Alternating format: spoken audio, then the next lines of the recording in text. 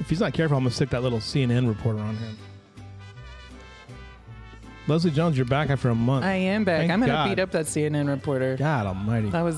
That really made me angry watching it. I know it did. It made me angry too. I wrote about it today, actually. Did you? I'll have to go read it. Yeah, I did. I took him on. Welcome to The Lead Live. I'm Lewis Amestoy. This is the... What is this show again? It's the Kerr County Lead Long Oh, Wave. that's right. I just discovered that one of my cameras is like awkwardly positioned. I don't know why. What is it looking at? It's looking at like the... Look at it. That's you all scrunched up. It's all scrunched up. Hey, I got a new computer over the weekend, and for this show, and it's working beautifully. Good. I'm excited about this, so I won't have to make fun of Kate. What's the thing called? HCTC. So there you go. We're brought to you by Peterson Health. They're elevating healthcare. We're also brought to you by Quick Lane for all your service needs. See them today at 830-257-5557. They are delightful. They have a mobile service van. They won't come out and fix Julie Davis's vehicle because she has a Lincoln. She has a Lincoln. They could fix it. It's still So Lincoln comes and gets her car and takes it to I San know. Antonio to service it. That's what you get when you're a Lincoln a customer. Lincoln. She's a Lincoln owner. So the BMW of Ford. All right, go check out Ken Stoppel Ford. Though. They're delightful. And also, we have a lot of other sponsors too. You'll see them periodically throughout the show. We've got a great show for you today, though. I don't know who was on. It's me and me. Julie Lewey, who is from she's from the Hill Just a little Country bit of Alliance. everything. She worked for the Nature Conservancy. Is that right? Is that I work for them currently. you work for them? Lower Pecos and Devils River Program Director. Isn't that like a communist organization in Texas? Don't they view you guys as commies? Is that how that works? Connies, you might say. Connies, For okay. conservation. Right. That was a good spin. Yeah. I Well like it. done. Oh, I guess I better output this thing for you guys. Let me see here. All right. So many things to set up, Leslie. I just don't know. Well, you got a new computer. I did, yeah. There we go. You have all these new toys. I have all these new now. toys. Well, the other computer kind of like had a fit with me when it was during all this hubbub. Yeah. Hubbub. That's a nice way to put It's it. not connecting right now. That's okay. We'll get it fixed. Yeah. I got things to do. You don't really see. I know you're live. Yeah, we're all live. Yeah. What was I going to tell you about, Leslie? There's so many things to talk about. I just don't even know what to even say today. But we've got a great show for you. We're going to talk about riparian repair on this. Leslie will go over all the many events that we have here going on in Kerr County. And I'm going to talk a little bit about some of the stuff that happened over the weekend. I didn't really go anywhere or do anything. I felt really bad, though. I missed Teresa Britt's concert that she had over at the Presbyterian Church. And it was delightful, apparently. And it was the Fredericksburg Orchestra came over here. I don't usually allow lovely. the F word to come over here, but you allowed it. I did allow You it. gave him a pass. Yeah, I gave him a pass. That's nice of you. Right.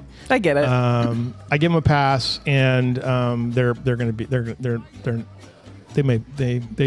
sounded good, I guess. So that was Good. nice. Gilbert and Andrew may join us later today. They're busy with a client. Okay. So, but they need the work. They need to keep busy. Yeah. So there you go. If you missed it last week, we had this massive conference hearing. Yeah, special 13 session came to us. hours and 29 minutes.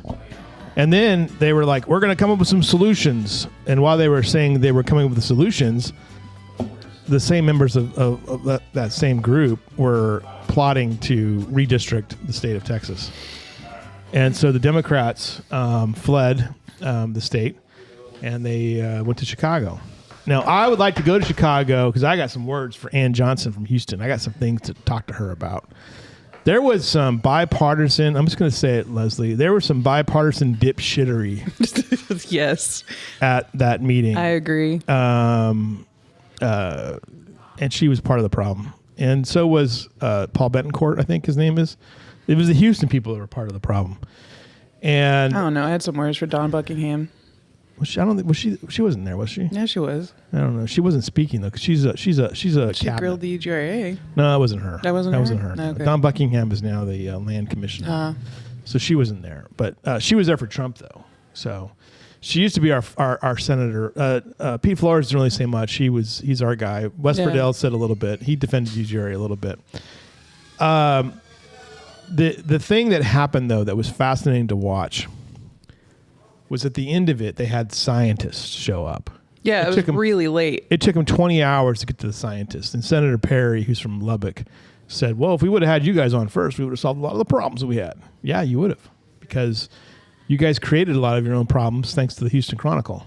And that was part of it. Did they not get to hear from them even before this? No, they didn't have it. They don't even like read like any reports before they go into these hearings? No. I always like people message me during the show. Oh, Jesus. That was a good one, huh? Can you find out about this? Can you find out about that? I don't know. Anyway. No, they didn't talk to a single scientist. And what's interesting is that Nim Kidd, who's the Texas director of emergency management, made a comment about the fact that, the meteorology just isn't there for these kind of storms. And it like went whoop right over their heads, and nobody in the media picked up on that other than us. And nobody picked up on that again. So that led to Thursday's thing, and I didn't see it until this weekend. But the guy Shimon from CNN, he was like trying to get Joe Herring. Yeah. Right. Yeah, like I was like, is this investigative journalism? Well, so here it is. Here's the narrative, right? The narrative that the networks were trying to push was that because that everybody missed this meeting on Thursday, right? The big TDM meeting that they had scheduled, that the Kendall County guy said after the fact, we don't know what he said. Kendall County, that's also downriver. Right. So, I would feel really uneasy about this. Yeah. The storm, right? But the actual messaging out of that meeting at 10 o'clock in the morning was we might have 1 to 3 inches of rain, less likely 5 to 7, right? So there wasn't a lot of confidence in that deal. And later on in the day, right? So everyone's like freaking out about you. So here's what happened again. Dan Patrick should just be quiet. He's the lieutenant governor. Wow. In all circumstances involving public tragedies. Because usually he shoots his mouth off and gets it wrong. So he said, well, we called all the mayors and the county judges to tell them about this meeting, about the storm. But they didn't call anybody. And actually, it was amazing. Like KXAN on one of these TV stations from Austin was like, they had that buried at the very bottom of their story. Yeah. Their gotcha. Like that was inconvenient for them to put that up top. Like, once again, Dan Patrick is not telling the truth. Well, it doesn't get clicks. Right. And he isn't telling the truth. And the truth is that no one called anybody. They sent an email out. Mayor Herring said, I didn't get that email at first. And then there was an email that I think they sent it out at 1 o'clock in the morning or something crazy thing. Yeah. And they didn't go because if you don't go to the thing, they send out a deck, right, of what it was. And essentially it was just regurgitating the press release or regurgitating the National Weather Service forecast, which didn't change right at all. That told us that when we went to bed, we wouldn't have woken up to what we woken up to. Right. It said that we would get 1 to 3 inches of rain, 5 to 7. There was 50% chance of rain, Friday morning, and a lot of us went to bed thinking, "Oh, you know what? We're going to have this storm, and we're going to wake up and it'll go away like it has all the time." And then it was actually much worse. Obviously, it was horrible. The amount of rain that happened, and people died. But yet, because people died, there's got to be some kind of like accountability, and you didn't pay attention to this. But it's like, well, what am I paying attention to? 1 to 3 inches of rain? Mm-hmm. That happens all the time. 5 to 7? Yeah. But, if they were like, hey, there's a 9% chance of 5 to 7% chance of rain, then we're going to pay attention to it. But there's like less than 50% chance. Well, we don't know. And oh, by the way, it's over 33,000 square miles over like 40 counties. So we don't know where this thing's going to land. And then later on, the scientists said it's virtually impossible for them to detect where the where the rainfall will actually fall. Mm-hmm. And it fell in potentially the worst place possible. It fell on West Kerr at a higher elevation. It fell at the start. It fell at the start of the headwaters. It was, and so in today's newsletter, we have a story from Karen about a woman named Karen Blackburn, and Karen Blackburn talks about, she was at River Inn, and she talks about how she didn't even hear it raining because all she could hear was thunder and lightning. Yeah. And how many times have we slept through thunder? I mean, I find thunder and lightning storms sort of nice. Well, and out that way because the thunder and lightning is basically on top of you. Right, it's on top of you. And she said it was very intense, but she didn't hear any rain. And she gets up at 3:00 in the morning. She heard all this commotion, and then it goes outside, and it's like, oh my God, the river's like right up to the first floor of River Inn. That's at 3:00 in the morning. River Inn called 911 at 2:53. So, anyway, these scientists laid out a story that really was inconvenient to the narrative. Well, it's hard to have a witch hunt. Yeah. Whenever someone gives you facts. Right. And the facts are that, and here's another fact that happened too. Like, I'm supposed to get excited about another, potentially disastrous call. We've had 93 of these. 93 weather alerts since March that have affected Kerr County. I found the data. I looked it up. It's on the University of Iowa. And then how many of those would we say we have gotten no rain? Like a majority of them. Yeah. Yeah. Before July 4th, we may have had 5 inches of rain, from those alerts, if that. And actually, last year we had the rain. I was looking at last year. So last year we had that flash flood that ripped through Ingram and Johnson Creek, and it did damage to Ingram, Tomore High School, and other places along in Ingram. And if you look at that storm, that actually was much more urgent than the one that we had here. And the National Weather Service was, I think, late in their messaging. And what was interesting too is that Dub Thomas, who got the headlines, he was asleep and sick. What was he? He made the point and got shot down by Ann Johnson, the Democrat from Houston, who was saying things like, she says, well, who didn't send the code red? And it's like, well, code red, ma'am, is an opt-in deal. Yeah. It's not iPods. There's a difference. And he tried to say, look, the National Weather Service was hammering phones, right? But they weren't hammering phones in a way that really made a lot of sense. And apparently, I would agree with until that. 2020, they used to do these bigger, broader alerts, and they got a lot of complaints. So they moved to more of a targeted sort of deal, right? But yet, so you've got people who have alerts, and some people don't have alerts at all. Yeah. Right. And so they're pinging phones, but they're not. Their ultimate flash flood emergency doesn't even go until 4:00, and we know now that people are already dead by 3:30. And the Travis County guys, when they testified on Thursday, said, well, part of the problem is the guy that we used to work with, the National Weather Service, took the buyout and went boop out. Yeah. And that went over because that's an inconvenient narrative too for the Republicans. The Democrats had an inconvenient narrative because there were some facts that didn't align with their narrative that certain places were pushing. And then the most ironic part of this whole thing was, UGRA, Dr. Rutger tries to go up and explain UGRA's, position on this deal.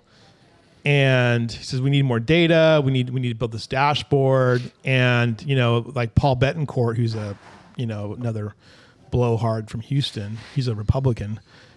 He replaced Dan Patrick in the Senate, was basically, dismissing UGRA's claim. Everyone was like, they didn't understand what UGRA was. I don't know they understand the difference between UGRA and UG. I don't think they want to. I don't think they understand the difference between UGRA and the U.S. Geological Survey. Yeah. Because that seemed to trip them up. You pay for these gauges and you don't get to see them. We're like, no, they're publicly available in real time to everybody at the same time. Right. That was a mystery to them, Which is crazy because these are elected officials. Yes, I know. Well, I've never seen somebody so ignorantly wrong. And Rector was trying to his best to explain the situation. Who elects you people? We don't get elected. We're appointed by the governor. Yeah. They're like, what? You know, and Yeah, it's like, you know, what? Weird. It's almost like you should have read something before you got up there. Or the Houston Chronicle should have read that in 1998, UGRA divested all of its water production assets to the city of Kerrville and fundamentally changed its mission, and would have had to basically bankrupt itself in more or less to put in a warning system, and they didn't want to do that because then they would have gotten crap for that too. They were in a no-win situation, Yes. right? But again, the And facts. there's been people clamoring Right. for a warning system that the state wouldn't fund or help Right. fund. And they say like they had a big state meeting in like for over a few years. Like in 2023, they produced this big report and they said, number 2 most dangerous area that we have to address is the Upper Guadalupe River area in Hunt. We need some kind of alarm system up there. But here you go, UGRA. Here's $50K. Right. Put it in. And it's $1 million. And UGRA is like, well, what the hell are we supposed to do? Right. We can't borrow the money. We'd have to go to the voters, and they may not. They're pay not. for it. You're right. And so, anyway, there was so many. The Yes. story is so much more complex and nuanced. But going Yes. back to this guy from CNN, his problem was he didn't listen to. They didn't stick around for the science. So you hear these like shocking details emerge. Well, the shocking details were that the weather services and the meteorological people say we couldn't have pinpointed this thing if we wanted to, because the storm was weak and disorganized at first, and then it gained strength right after 1 o'clock in the morning. Of course, people are going to be asleep. I get really frustrated with this. I see it over and over again in journalism that we got to point some figures to somebody, and it's like that's not really what's happening here. Sure, were mistakes made? Yes, of course. Should Dub Thomas have been not sick and awake in a perfect world? Yes. But we clearly weren't the only. Like we had obviously Right. the most tragic of the flooding. But we weren't the only ones that experienced Yep. massive flooding. Right. The most egregious thing was from CBS News. They had a package on their Sunday morning thing. Shocking details emerged from hearing. Clark County officials were asleep, and there was a woman who was crying. Nobody came for us. She wasn't even from Kirk County. She was from Travis County. Well, they needed the soundbite. The soundbite doesn't work. It's dishonest. Yeah. Well, it's clicks. it's not clicks. It's stupid. It's dishonest. For them, it is though. Yeah, and you're right. It's dishonest. It's dishonest. The Code Red storyline that NBC News pushed was dishonest. And I confronted those ABC and NBC guys, at the EOC one day, and I told them, I said, look, you guys are fucking the story up. Bottom line. Because they couldn't deal with this too. I don't know, man. There's so many deals with this thing, and the more you start looking at stuff, you're like, you have a lot of uncomfortable stories here. Yes. To me, still, at the end of the day, and I think Senator Perry brought this up, it's like, your world's going to change, folks. Because are we going to allow places to basically exempt themselves out of flood maps? I don't care what anybody says about the flood maps being inaccurate or whatever it was. Okay? I don't necessarily buy the 1,000-year flood thing either. I've used that quote, but I don't really buy it either. If you look at the behavior of this flood, it hit 100-year areas, it hit 500-year areas, it didn't hit either areas, but where it hit, by the way, was exactly where FEMA said it would hit inside the floodway. And all 117 people that died were asleep at the time in the floodway, or they were trapped in a car trying to escape because there's no place to escape. At one point, it was so ludicrous that they said to themselves, well, shouldn't we put bridges over all these water crossings? I know. Well, yeah, that'd be ideal. You going to pay for it? No. You're going to pay the $10 million a pop it costs to do all, how many there are in the area. They're clearly not familiar with the area. Right. It's like the blame game. The blame game is so unbelievably difficult to manage here. And like I said, I found it frustrating to watch people who should know better, right? Yeah. Like Dan Patrick blaming the judge for everything, Like, where the hell were you? Where was the governor? Oh, the governor's out of town. He wasn't even in the state. I was the acting governor. And then you immediately tell lies about some meeting that was supposed to happen that didn't happen. Or it was you said people called and nobody called, right? They should not speak until like 24 hours later. Like they should have a policy. Hey, we're going to let the local officials sort it out unless they so screw it up. They did the same thing with Uvalde. They did the same thing here where they come out, they speak, they make a big show. And, the Saturday after the flood was like 30 minutes of them congratulating each other for their great response, Like where was DPS during this? If this was such a crisis, did DPS have any forward deployed assets? I don't think so. So these are all the questions that you have to answer for this as well. And the uncomfortable truth for this is this climate change? Because get this, folks, we've had 93 weather alerts this year. That's double what we normally have. And say what you will about the National Weather Service, like I think the National Weather Service was at fault for this messaging thing, but I wouldn't throw them under the bus completely. Like I think that there's some issues that happen there, but no one wants to talk about that because it could be, we would be talking bad about the Doge thing, Mm-hmm.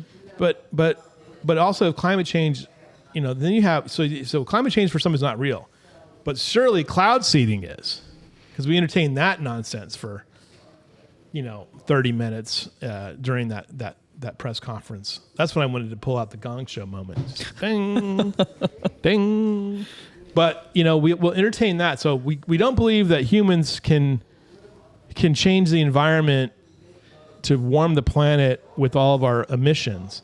But suddenly we could drop like 6 ounces of like silver into the atmosphere and create Niagara Falls as this as well. And again, what's the political game there? Why would you want to do that? Why would you want to take more water than you could ever possibly imagine? So that whole thing got brought up again and again. Mm-hmm. There's this like kind of smarmy kid from Oklahoma who's like a engineer who was on Joe Rogan's show trying to explain. Oh no, he was on the other guy's show. They all look the same to me. Rogan and the other guy. Yeah. The SEAL guy. But like it defies logic. So you don't believe in this, but you believe in that. Like how about maybe that kind of might work on a micro level, mm-hmm. but this doesn't work on a mm-hmm. larger level. So these are kind of the things that we're wrestling with. But the thing was with Dan Patrick was that he had multiple chances to put flood control and flood management and flood mitigation at the forefront of the Texas legislature and never did it, right? Didn't do it in the 88, didn't do it this last time. 117 people die, including 37 kids. I'm going to put it out there now. And then he's going to chastise the judge. I didn't see you there at all. Well, he was there. He may not have been there for your thing, but what's his role there? Other than just standing around and looking important. There were a lot of people standing around looking important at that point. I think Dan Patrick's just really good at deflecting. He is. I liked his Whataburger cup too. It wasn't nearly as big as Chip Roy's Whataburger cup. So, and Chip Roy, by the way, he needs to up his tennis shoe game too, man. He's weak. Oh, you got to see his shoes. Oh yeah. Okay. You know how I am with shoes. I know. So judgmental. So, all right, enough of my nonsense. What's going on in the world of? We have stuff and things happening this week. We do have stuff and things. I'm rusty, so you have to bear with me. You have some beautiful exhibits up at KCC at the Arts and Cultural Center this week. You should go check out. You also have the Wildlife Icons of the American West exhibit up at the Museum of Western Art. Go see that. Support your local nonprofits. Let's see. You've got the Friends of the Library book sale on Wednesday from 11 to 2. Gets you a great price on books. As you get into the rest of the week on, let's see, the 7th is Thursday. So the Bad Bombs will be at Trailhead Beer Garden from 6 to 7. And then on Friday, you have Senior Lunch and Bingo over at the Doyle Community Center from 12 to 2. If you're a senior, go hang out. It's going to be a good time. You get into a lot of live music on Friday. Him and her band will be playing. You also have Aaron Lacombe over at Arcadia Live on Friday evening, probably doing their On the Deck series at 7 p.m. The Flashbacks will be at the Wild Ranch Hotel a Friday night, and there will be game night over at the Doyle Center from 7 to 11. This is when you bring your own games, bring your own bottle, bring your own fun, and just hang out. It's be a lovely night of community. The Maplewood Brothers will be at Trailhead Beer Garden Friday night as well. And then it is opening weekend for Shipwrecked. So the Hill Country Arts Foundation, obviously we know, was one of that was hit by this tragic flooding. So they're moving a lot of, they're not stopping though. The show must go on. So Shipwrecked is their play that they'll be doing, and they'll be doing it in Stonehenge. Get your tickets for this. It's going to be a great show. That'll be 7:30 on Friday and on Saturday. It might be a little bit later, so I'll double check those times. On Saturday, you of course have the Back to School Bash going on at the Salvation Army. You also have the Farmers Market right in downtown Kerrville, Heart of the Hills from 9 to 12. And then of course, Hill Country Heritage Farmers Market over at 5 Points from 9 to 1. You have another Friends of the Library book sale on Saturday at the library from 11 to 2. So if you missed it on Wednesday, you can catch it on Saturday. Robert Cannon will be at Trailhead Beer Garden Saturday night from 7 to 9. Of course, you can catch Shipwrecked again. And I think there's a Sunday matinee. Double check all that with the Hill Country Arts Foundation. And then we get into next week where we get to start this all over again. And I think we're getting ready for school to start, which is also weird. By the way, the best story for the weekend, because I'm a track and field person, I got to talk about this for a second. So Okay, I apologize. please tell me. Poor Julie's here, sitting here, listening to our nonsense. Well, Julie gets to It's good. It's good. Yes, It's nice. she didn't know what to expect. Refreshing. Now she knows. Now she knows. This kid, Cooper Ludenkaus from Justin, Texas. He's 16 years old. Qualified for the U.S. World Championship track and field team by running probably one of the most thrilling 800-meter races in American history. Donovan Brazier, who is one of the great talents in all of track and field, who's battled injuries and some setbacks, wins it in 1:42.17, his fastest time, or 1:42.11, I want to say, his fastest time ever, personal best, just off the American record. The 800 meters evolution, by the way, it's 2 laps around the track. If you haven't seen it before, it is a man's race. It is an older, stronger man's race, like the 400 meters. So very, very rarely would you ever see a kid, only 16, even qualify for the finals of the national championship. And this Lutenkaus kid did. He had the American record for the national record for high school kids, about 1:45, which is, I mean, that's mind-blowing that a 16-year-old can run that kind of time. He was a prodigy already, going into this thing. He runs down the field, just about gets Donovan Brazier at the end, runs an under 18 world record, 4th fastest time in U.S. history, one of the fastest times all time, runs 1:42.27 to qualify.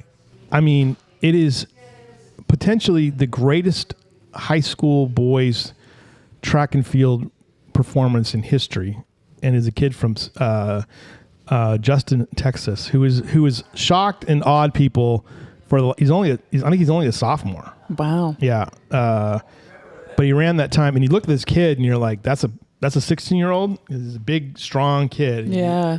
He's not even done growing. I know. And he's ridiculous. The world record is like 140. He was one of the guys from Kenya in the 2012 Olympics. But it was stunning. He beat his record by 3 seconds. This was up in Oregon on Sunday yesterday. Like I recorded the track meet. I watched it like 3 times. Oh, so it was that good? Jen's watching me, like looking at me like, why are you helping with the groceries? And I'm like, well, I'm watching track and field, So she's like, it'd be nice if it came out. It's called priorities. Yeah, it's called priorities, yeah. And Bryce Hoppel from Midland, Texas. He finished third, so he was an Olympian too. Very impressive. Very impressive, yeah, very impressive.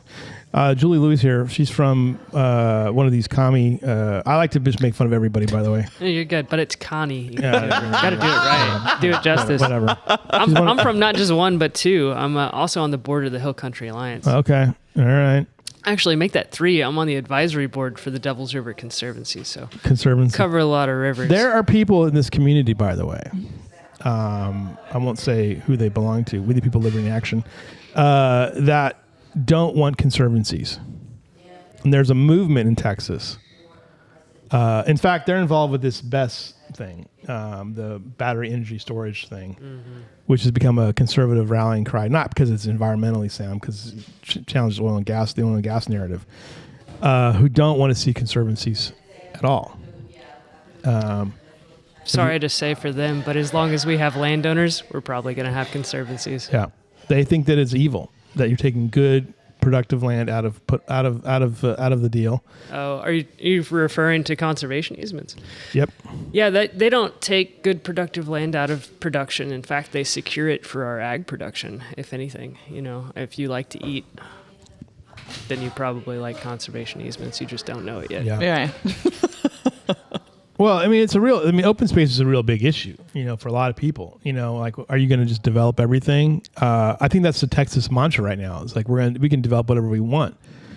And the truth of the matter is, like, do you really want that? Do you really want to be like California? That brings us back to the river problem, right. The development all the way down to the water's edge. And a river is a reflection of its watershed. So the more development you have in the watershed, the less functional your river's going to be. Or another way to put that is more pressure on your river. Mm-hmm. So more impervious cover in the watershed, more water running off, higher flows in your river, especially when we have these drastic rainfalls. Yeah. And the thing that strikes people about Hunt in particular is that when you drive up and you see the development on top of the river and the development and also the removal of the riparian zones from this as well. Mystic, has got grass all the way to the shore, basically. There's been a lot of discussion about that, as we continue to deal with this. This has not been a new conversation here in Kerr County. So what do you see happening now with this sort of river repair?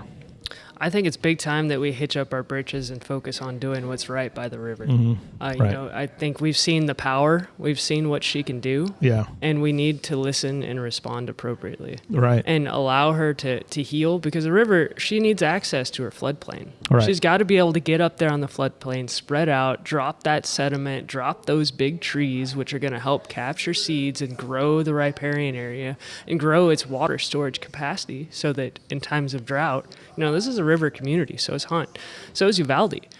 When we have drought, our riparian areas are diving deep. They're sending those root baskets deep, and they're holding moisture so that there's more water in the river during times of drought. Right. And when the flood happens, it captures sediment and captures large wood, so that next time we go into drought, that riparian sponge is able to hold more water, and you have more water in your river to play in. One of the things I think was that I've seen that I'm kind of worries me a bit is that I see all this heavy equipment now in the river areas that have receded a bit, and I don't know that's the best. Well, and I saw one where they just graded, looked like they graded for a new pad. Like, okay, well, are we thinking about this? Or are we just trying to remove as much debris as possible? What is your assessment of what's going on? I think some of it is tied to the recovery efforts, and that has to happen, right? There's a lot of human debris that's been dumped into this river. Yeah. And we need to remove that. But as best we can, we need to let the natural system be and use this opportunity to raise awareness of what the system does. We don't need to be out there playing in it. We don't need to be removing the large wood, because that large wood acts as concrete. It anchors those soils, anchors the river, and it allows it to build that floodplain and be more functional. Right. I think that's an important distinction, because a lot of people don't really understand that.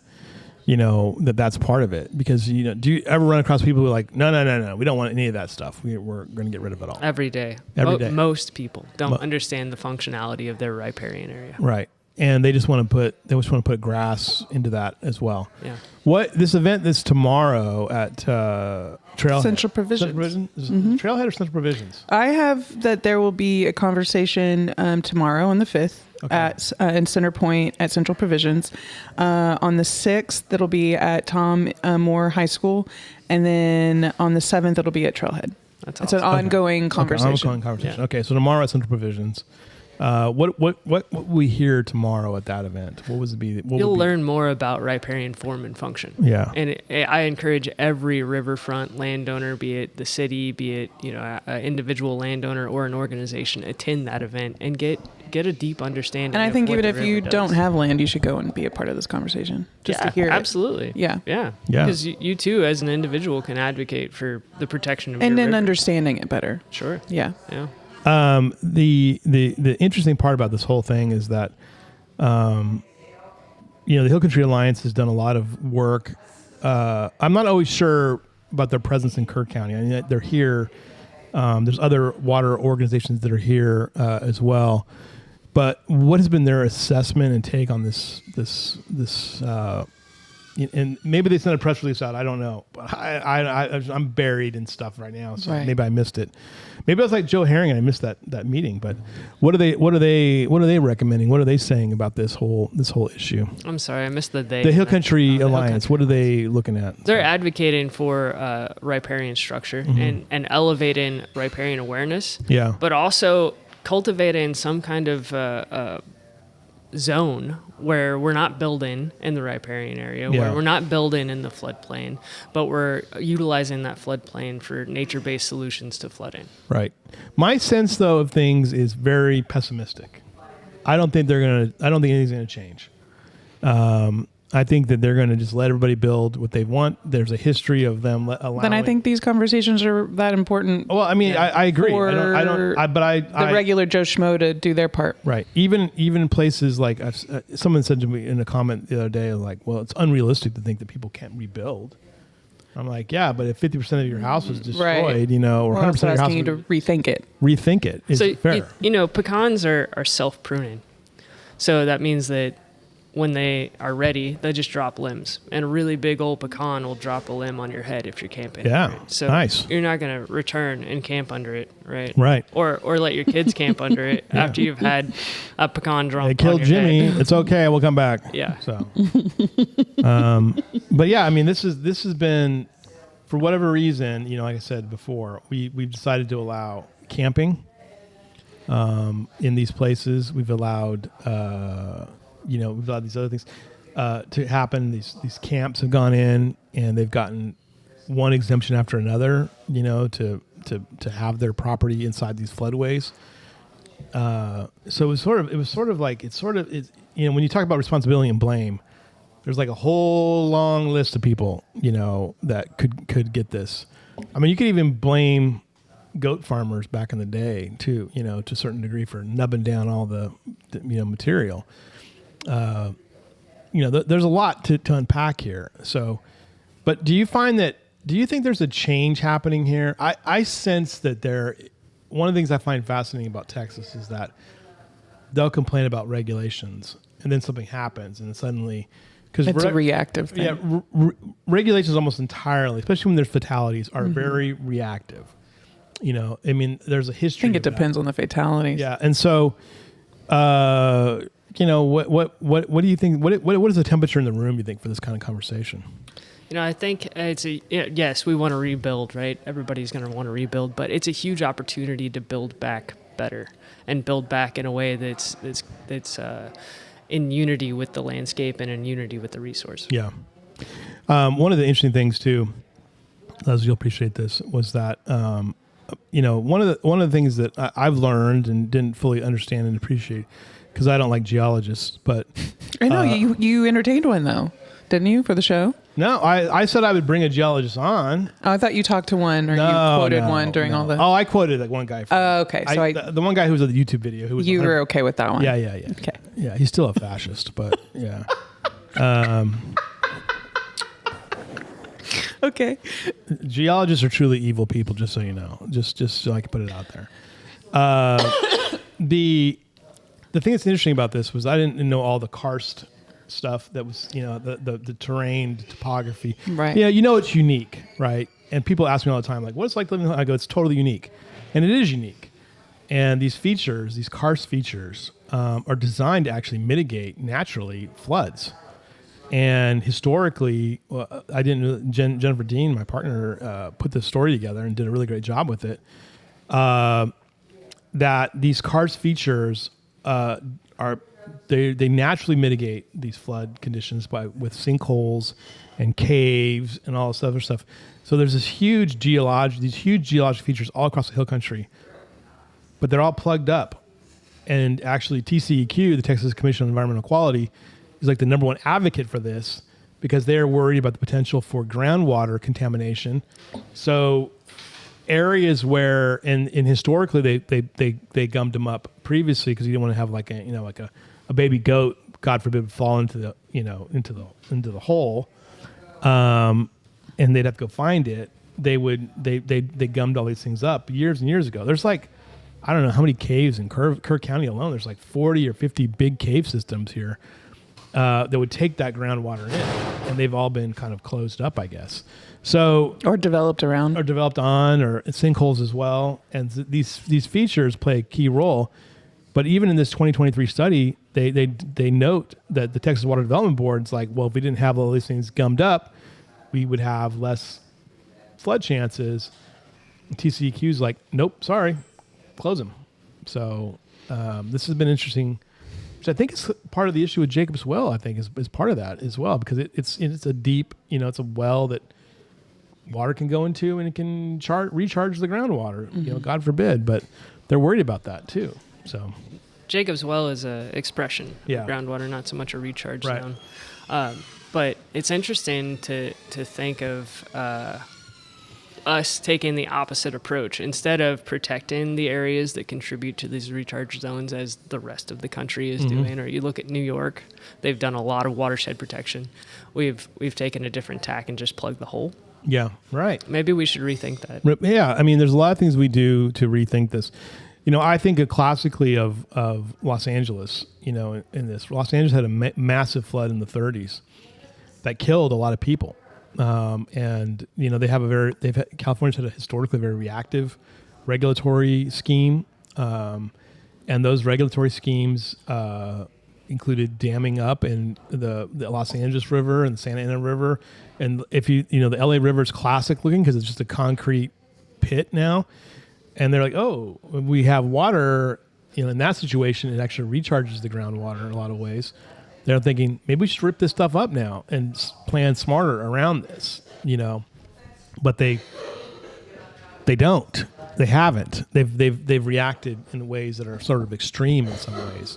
So, I mean, this is what I think could happen out of this. You could have some extreme reactions, or you could have no reaction whatsoever. So, or we could have extreme good reactions. Yeah, right. It's possible. It's possible. Yeah, we need to react with a mentality that is nature-based, because there are nature-based solutions, as you just laid out, that can help meet all of these challenges if we just let them. Right. But then how do you overcome the objections? How do these organizations overcome those objections and move forward on this? Because you're going to have objections. You're going to have, I don't want to do that. That's hippie stuff. How do you overcome that? Just keep looking for opportunities to collaborate. Yeah. Keep looking for, where there's a weak spot, push there. Do you think though, I said, I'm going to reiterate this again, I guess. Do you feel like there is a change, like an appetite change as far as, wanting to have smarter regulations and maybe some actual planning, zoning, some ordinance control for counties who have little or no authority to do anything outside of the floodplain? That's like the only way they can regulate hardly anything in this time, thanks to the legislature. Well, they have septic control, right? They can control where you put the septic tank. If you can't put the septic tank within 1,000 feet of a body of water, well, that'll help keep them out of the floodplain. Right. But yes, I think the air of the time is towards allowing counties more control, because we need it. We Right. have to have it Right. in order to protect our citizens and also protect our natural resources, which for all of these hill country counties is the cornerstone of our economy. Right. I wonder how many septic systems were compromised during the flood. Shudder to think. Yeah. I mean, that was one of the telltale signs for some people. You know, there was the one woman who talked about her water softener alarms going off next door. There was people who, like, the toilet wasn't flushing correctly because the septic systems were already overflowed. You know, I mean, so like there's some nasty stuff out there too. Yeah, but that should regulate itself too. But this has been the issue in this area, is that you just have all these septic systems, you have all these wells, everything is out there as well. Okay, so the meeting is when? Again, tomorrow. So tomorrow is in Center Point at Central Provisions from 4 to 6. Yeah. The next one on Wednesday will be in Ingram at Tom Moore High School from 4 to 6. Okay. And then Thursday we'll be here in Kerrville at Trailhead Beer Garden from 4 to 6. Okay. Julie, where were you when you heard about the flood? What were you doing? Like, where are you from originally? I'm from Uvalde. Uvalde? Yeah, and Me actually, too. really? Yeah, I grew up there. Get out of here. I thought you looked familiar. We'll talk later. Yeah. We were supposed to get this rain. Yeah. And we live on the Nueces, and the Nueces is a big, wide floodplain, largely undeveloped, Yeah. has access to its floodplain, is ready for something like this. And that would have been incredible. There probably would have been some damage to some places, but nothing like you all saw over here. Right. But we were expecting it. Yeah. You thought, like, that's what we think about a lot of times. Like, oh, it's going to hit somewhere else. But then it hit here. Yeah. So when you saw that it hit here, what was your thinking? What was your? Oh, it was just terrifying. Yeah. It's terrifying because I've seen this watershed. I know how developed it is, and I know all of the development along the river is not ready for a flood like this. No. There's so many. I mean, there's a great. I hate to keep bringing California into this too, but it's so true though. Like, there was a question about, when you live in certain places that are dangerous, should you expect these kind of things and be outraged when they happen? And this is a dangerous place. The story that I had today about Karen Blackburn, who was at River Inn, enjoying what she, like 40 years, she's only 43, but she's been going to River Inn every year for most of her life. For Right. a family, her father was a lawyer, and he graduated from UT, and there's like this cadre of UT, lawyers that all graduated together to have these reunions out at River Inn every July. So she had been going out, actually, here's a great question too. What's the belief structure on the river trail and the riparian restoration? Is that fine? The river trail and riparian. This is a question from the audience. What's the belief structure on the Kerrville River Trail and riparian restoration? Yeah, I can't speak to that. I'm not plugged I don't in think there. Julie's plugged into that on that. That's a conversation, I think, going into the future. Yeah. I think who asked that, John. Yeah. So I'm sure there will be conversations for that, and stay tuned. I think it's far enough away from the river in most cases where it's probably appropriate. Yeah, and I think it's built to be flooded, Yeah. essentially. Right. By the way, I'll get back to the story about Karen Blackburn, but there's two interesting features, by the way, now in Louise Hayes Park. One, I think, there's a rock or a hunk of concrete that's right in the middle. Well, it's right off the river trail now in the grass area. I don't think it was there before. Right. And also, you can see where the stage was moved across for the concert was moved across the lawn. There's just these two gigantic tread marks that go all the way through the river, through the park, where that thing was pushed to downstream by the dog park. But anyway, this Karen Blackburn story was really fascinating, and talking about they had nowhere to go. They had nowhere to escape to. All the areas they wanted to go to were cut off. The ability to get to higher ground was already cut off. And if you don't know that area, there's a low water crossing there that goes across the river. That was already completely flooded, and the river was so wide at that point that it had come across into River Inn, which is 100% in the floodway, by the way,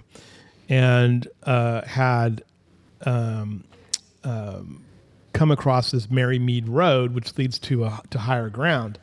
And that's where the first fatality happened at, most likely, was they were trying to get up this road, but it was a torrent already.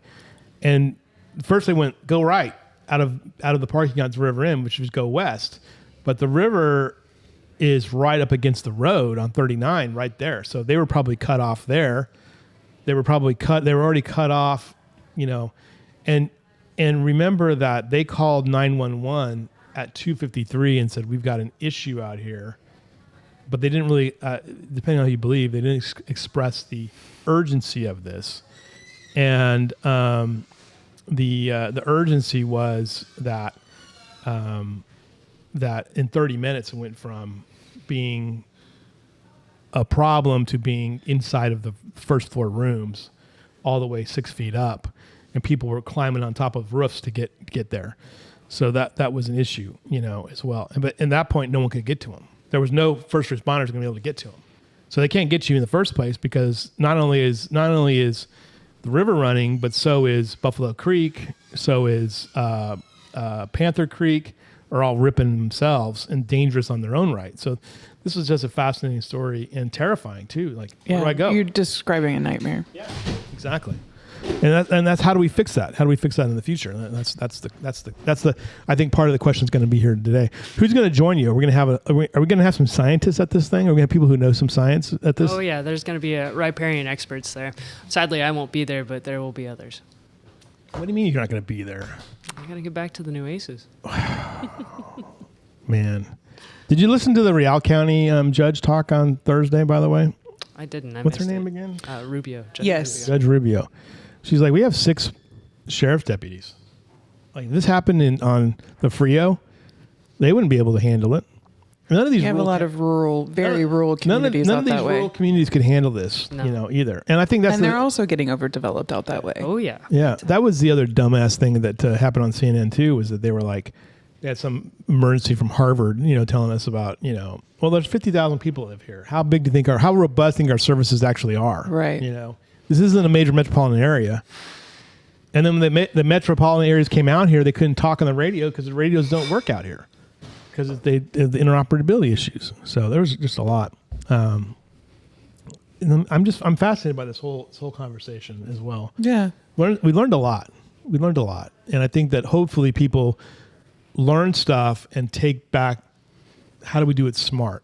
How do we enjoy the river? And I think that's the other thing too. I don't know about you guys, but well, how do you enjoy it and respect it? Yeah. I think that's really because, I grew up in a river region, like the Nueces on the Frio, right? And it's with river people. So you always enjoy the river, but you have to respect it. You know what we should do? Here's what we should do. We should do a mandatory river, the polar plunge. Everyone has got to go do the polar plunge at Mo Ranch. Everyone should for. Just to remind you that the rivers can be really brutally cold and mean. You know what I mean, Leslie? I mean, what about that? Come on. I mean, I've already done it. I did it, and it was awful. That's why Letha doesn't like me anymore. It's like your own Kerr County baptism. Yeah. Oh, my gosh. But then you have those days, too. I've been in the river. I was in the river the Sunday before the storm, and I was like, God, this is just so nice.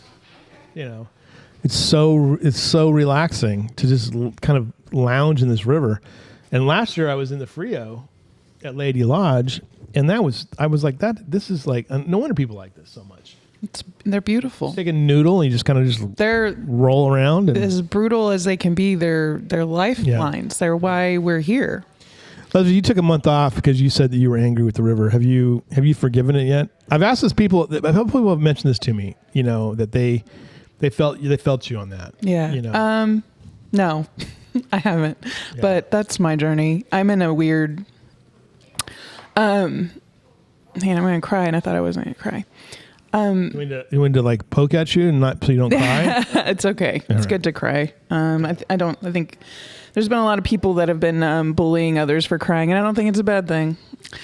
I come from 2 places that I love very, very much that have been both affected tragically in vastly different ways. But I've seen what those communities are capable of doing, and when they insulate and take care of each other. Unfortunately, in this one, the river is literally like why I exist.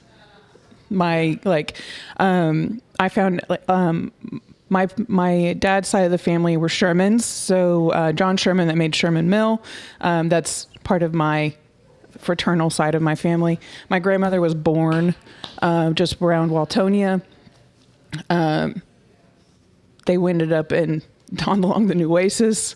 That's why we ended up in Uvalde. So I understand the value of a river and why the communities exist around them. But it's hard not to be angry at the absolute devastation that happened, even though I know the river did exactly what the river was. The river did its job. Yeah. It's just, I don't know how not to be angry about it because it's haunting to think about what happened while I was sleeping. Right. What's your take on that?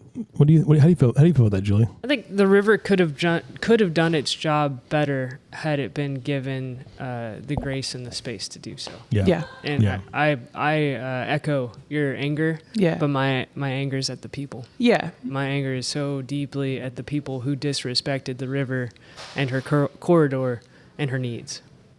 Yeah, absolutely. That's very well said. Very well, good point as well. What's been the most striking thing for you in this story? Like the thing that, obviously, the huge loss of life is problematic.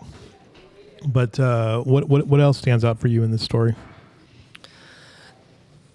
The resiliency of the community. Mm-hmm. The hill country folks have been through a lot. We've seen flash floods. We've seen death, but this is a big one. And for the communities all around Kerr County and all up and down the hill country to meld together and support, and not just our communities, but we reached far beyond the hill country for support. Yeah. And I think we're at the precipice of a huge opportunity to do right by the river, build back with resilience, yes, build back with nature, yes, and heal those wounds. Yes.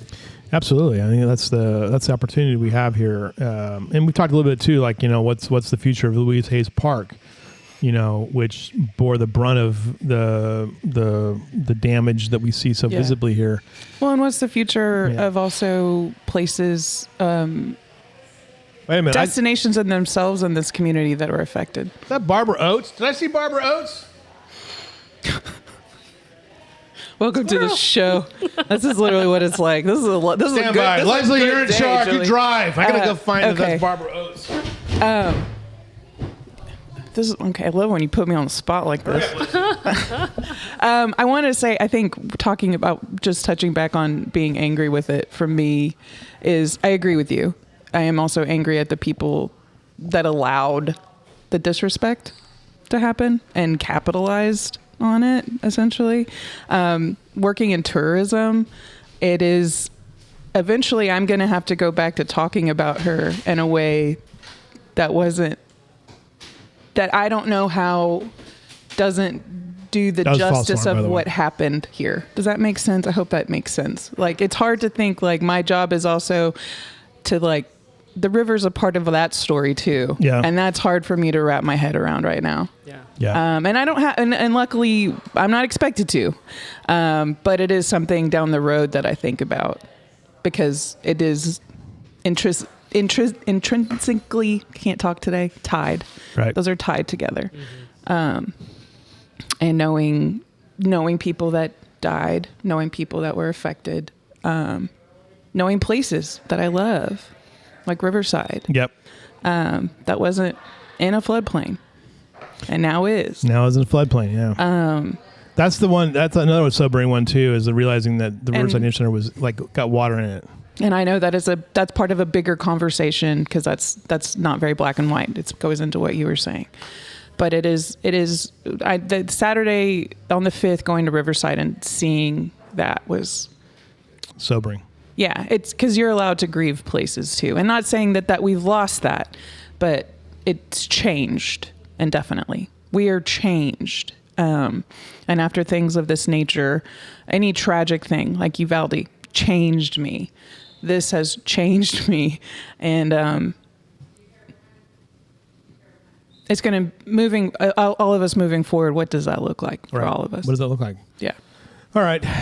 Well done. Well said, Leslie. Thank you so much for that. That was beautiful as always. Thanks. I'm glad you didn't find Barbara Oates. She probably is glad too. She's probably watching somewhere and being thank God I'm not there. It looked like Barbara Oates to me, and I was like, that's Barbara Oates. She needs to. She's the historian. Barbara Oates is lovely. Yeah, she is. She's great. Leslie, what did you learn today? I learned Julie and I probably know each other. Maybe we're related. I know we might be. Are you a Uvalde High grad? I am, yeah. So am I. What class of what year? Oh, you're going to make me date myself? Yeah. Oh, wait. Oh, 2002. I'm a little older than you. Okay.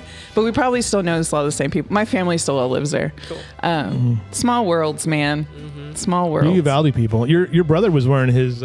Yes, my brother visited. He was a 04 grad. 04. He was wearing... When he was down for 2 weeks. He's in the Navy, so he came in. He was helping in Hunt. And he made hoses. Yeah, he helped replace hydraulic hoses. Wow. That's cool. Yeah. He's a handy guy, that Will Jones. Oh, my gosh. All right, good job, Uvalde team. The Coyotes, right? Yes. All right, I like that name. We need some more of those around here. We got some deer that need to be thinned out. All right, thanks, everybody. We'll see you guys again tomorrow. Have a great rest of your day.